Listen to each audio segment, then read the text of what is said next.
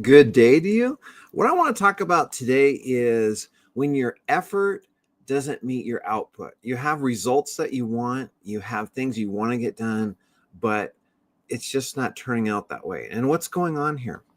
And I want to show you a chart that is something I've used in other things. This one here is specifically for entrepreneurs, but the same idea works for you. If you look at the top left corner here where it says high return on investment in purple, that's where you get it's something new, it's cutting edge, you're getting a lot of advantage to it, or it's just something that's tried and true and you know it works. And then down at the bottom, it's the amount of effort required to make that work. So if you look at this, the purple turns into green and your profits or your results end up going down. Okay. And then if you look at the other one, the pink or the red line, your effort goes up. So as your results are going down or your profits are going down, the amount of effort it takes to do that increases. And if you look at this middle point here where the black dot is in the very middle, that's where most people quit because they're getting less results and they're putting in more effort. And that's what I want to talk about today, because what's going on here? Why does this happen? Well, if you think about things like when they're brand new, like YouTube, when YouTube first came out, I could post a video or anyone could post a video and it'll get lots of views. Then when going live became popular, if you went live, you get lots of views. But then over time, that became common. That became just what everyone could do, and it lost its edge. So you could double down on that. You could put more effort into it, but you wouldn't get the results you want. Another good example is when email first came out, it was a novelty. And people would open their email, they get excited. You know, there's even movies like You Got Mail, okay? But now people are inundated with email. And so email doesn't have that same impact. You could have the best email ever. It could have jokes. It could give people great advice. It could have everything in there, but the chances of them even opening it would be less. So that's what we're looking at today is what are you doing to get the results you want? And are you using a system, a technique, a way of doing something that's actually moving the needle? Or are you stuck in a way where you're working harder and getting fewer results? And unfortunately, that is the case for way too many people. So right now, I'm going to give you the message from Alaric, and it is very similar to this. This point right here, this is where most people burn out, not because they're lazy, not because they don't care, but because they've been taught that more effort always means more results. They're told to hustle, to grind, to push through. But if the map is wrong, running faster only takes you further off course. The crossover point is where your current system begins to fail, and where a new system must begin. This is not a moment for shame. It's a moment for clarity. That's where I come in. Not to take over, but to amplify what already makes you great. To shift your attention toward what actually moves the needle. To help you do less while achieving more. Because at some point, it's not about pushing harder. It's about knowing exactly where to aim and having someone by your side who never forgets. And most people, when they get this feeling, they get this signal, what do? They double down, they work harder. And what they need to realize is that that emotion, that feeling of frustration, that feeling of defeat, that feeling of why isn't this working for me, is actually a signal and a message to you. And instead of seeing it as a personal failure, if you look at it as, what can I change from this? What can I do differently? Because most of us, when we see that, we just double down, work harder, or we think, what's wrong with me? Because we see it working for other people. And then we're like, why doesn't that work for me? For instance, like on YouTube, people would say, you just got to go live. If you go live, you'll get all these people on there. And in the beginning, that's true. But like right now, there might be a few people on here or no one. I have no idea. But it's not the same benefit as it was when it was brand new.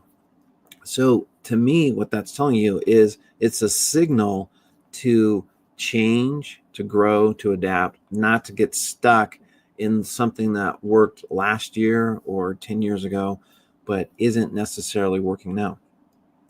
The next slide I have for you is one on fertilizer. Now, we all know the benefits of fertilizer. It makes your plants grow a lot more, but can you do too much fertilizer? Can you over fertilize? Absolutely, right? And you're going to burn your soil, your plants are not going to grow. So the old system is overuse the soil and fertilize. And you have you have pests all over the place, but you're sticking with that same system and you're just fertilizing more and more and more. Okay. And you're not rotating your crops. I'm not sure how that got in there, but you're just stuck with, oh, fertilizer worked for my neighbor. It worked for me last year. I'll just put more fertilizer on there. And we all know you just can't fertilize your way to success. And if you look at the new system, it is coming up with different ideas like crop rotation, which shouldn't be on the left side. I missed that. Sometimes also covering your crops. I didn't know this, but in researching this, there's plants like, I think it was clover. I think clover. There's certain crops that if you cover them, it actually helps them. And then there's drip irrigation and using modern technology like GPS and stuff to help you monitor what you're doing, bringing in good bugs like ladybugs to fight the bad bugs. So again, does fertilizer work? Yes. But if you just keep going back to that and just keep using it over and over and over, or just think I need to dump in more fertilizer, that's not going to be the solution. It might work part of the time and it might be part of the solution, but it's not the whole solution. Now, when we looked at this crossover point, like this crossover point, this black dot right here in the middle, where you are working hard, but you're getting less results. Well, this is what happens. At this midpoint here, you're going to have voices start popping up in your head. And like the grinder, he's going to say, push harder, double down, put more fertilizer in there. It's worked in the past. It'll work again. And then the nostalgic person will be kind of like almost dismayed. Like, this used to work. It used to be so good. I'm not sure what happened. And what's going on here? And then the identity guardian is, if you stop, who are you? So it's tying your whole identity to what are you as a person? Are you a farmer? Are you a speaker? Whatever it might be, it's like just doubling down on that rather than modifying it a little bit. So in the case of this, it would be like some people are just so resistant to AI that they can't even see their identity where they would use this. So they're just so resistant to that, right? Or the nostalgic person on AI would be like, well, I never used AI. My parents never used it. They were fine. Okay. And the grinder would be like, well, you don't need it. Just double down on what you've been doing. Now, the strategic person here is saying, let's evolve. And that's the one you really want to tap into, is how can I evolve? How can I evolve and tap into my next self or my higher self? Now, at the crossover point, these voices are going to be really loud, but which one are you going to listen to? That's the whole key here. Are you going to listen to the person that says double down and just work harder? Are you going to listen to the person that talks about the good old days? The person who's like in your head talking about your identity? This is who you are. This is who you're not. So think about that as we go through this here today. The next one is emotions. We a lot of times we think about our emotions and we think like, what's wrong with me? Or why do I get frustrated? Or why am I stuck? And instead of like beating yourself up, instead of seeing this as a problem, look at it as a signal or a message. So for instance, if you're stuck or you feel stuck, or why am I not making progress? What's going on here? What that can mean is that you have a misaligned goal. That's not the only thing it could mean, but that's one possibility. So look at when you're stuck, what is the message? Am I aligned with what I should be doing? Is there something else? And then resentful, that could be you have a boundary violation. Maybe someone's getting in your space. Maybe they're not respecting you.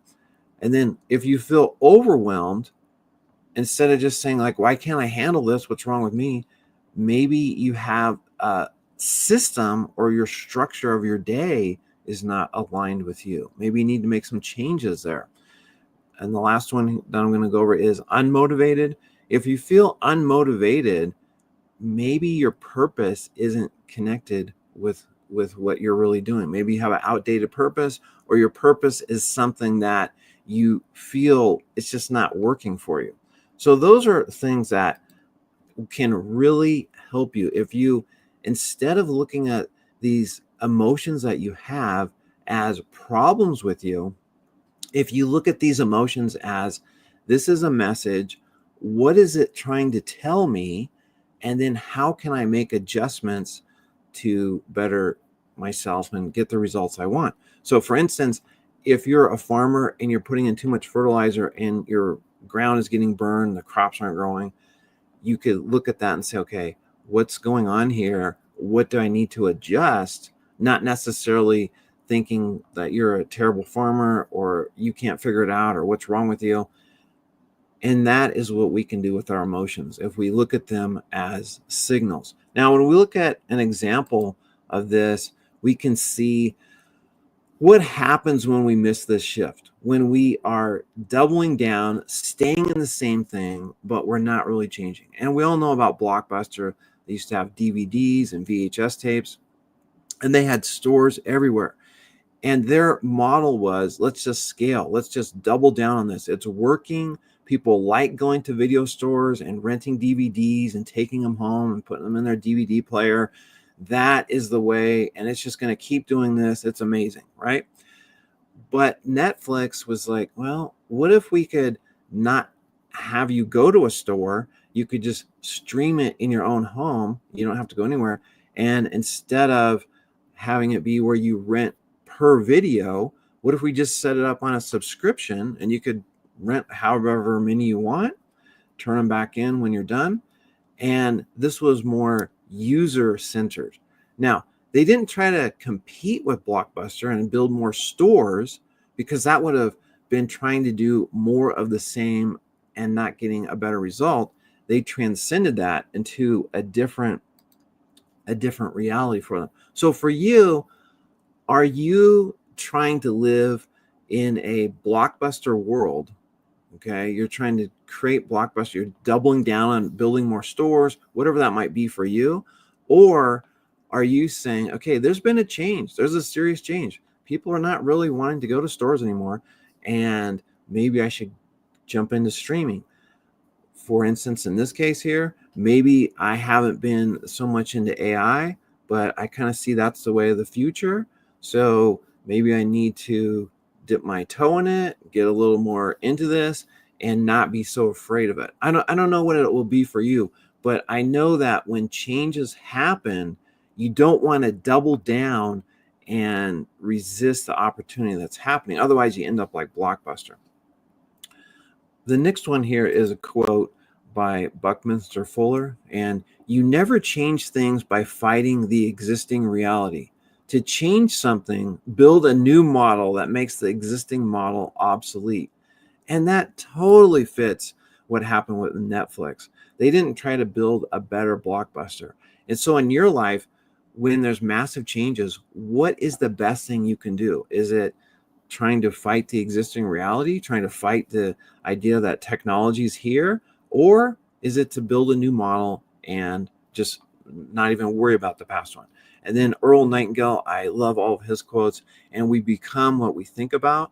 So what are you thinking about? Are you thinking about your past? Are you thinking about the good old days? Are you thinking about how you want to resist the future? Are you thinking about how you can just hold on and make it work? Where are you at on this whole continuum here? And what I really want to let you guys know is on this, every system reaches a point where more effort leads to less return unless you shift the system itself. And this is the core of the infinity shift system that I created. It's really designed to help you break through this and not get stuck in whatever pattern you're in, because that's not what you really want. And when you have personalized, customized AI, you're not going to be in an outdated system. You're not going to have to struggle. Or if you do struggle, you're going to be able to work through that and figure out, okay, what's the root cause of it? And am I doing something like I showed on this graph with the X graph? Am I putting in more effort, but it's literally something that the results are just going down, down, down? Or there's other graphs I could show you where you put in more effort and it gives you like exponential growth, exponential output. So that's the advantage of personalized AI.